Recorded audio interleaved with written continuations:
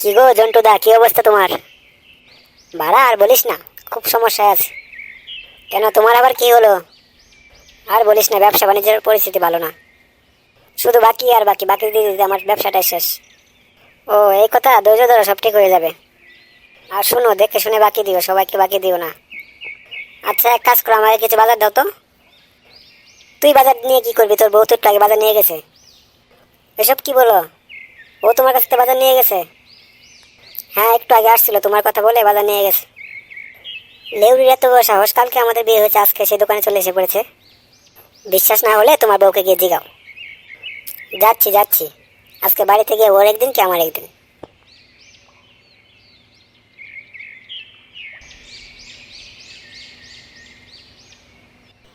দুর্বল, আমার না কেমন শরম শরম লাগতেছে, ওকে যে কেমনে বলবো।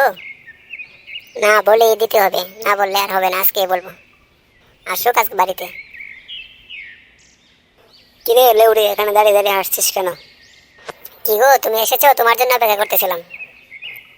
রাখ তোর অপেক্ষা, আগে আমার কথা উত্তর দে। তুই নাকি জন্টুর দোকান থেকে বাকি এনেছিস? হ্যাঁ এনেছি তো, তাতে কি হয়েছে? আমি তো তোমার বউ, তাই না? আচ্ছা শোনো না, এসব বাদ দাও, তোমাকে একটা কথা বলার ছিল। হ্যাঁ বল, কি বলবি বল। আসলে আমি না মা হতে চলেছি। হ্যাঁ, এসব তুই কি বলিস? কালকে আমাদের বিয়ে হয়েছে, আজকে তুই মা হতে চলেছিস কেমনে? কেন, তোমার কি কিচ্ছু মনে নেই? দূর বাল, কি মনে থাকবে? লেউড়ি, সত্যি করে বল, এ বাচ্চা কার?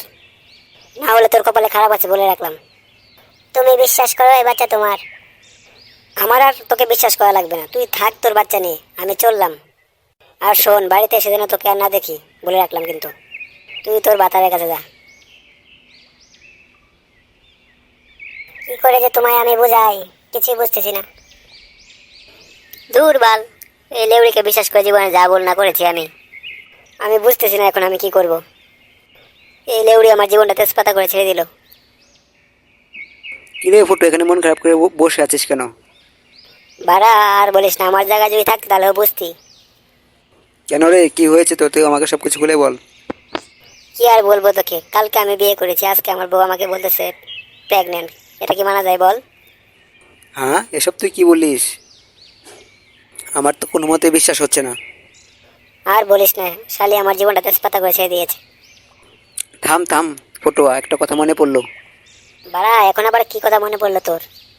এই যে তুই যে কয়দিন আগে আমাকে বলছিলি তোর হবু বউর সাথে পক পক করে এসেছিস, মনে আছে তোর? আমার মনে হয় সেই থেকেই তোর বউ প্রেগনেন্ট হয়ে গেছে।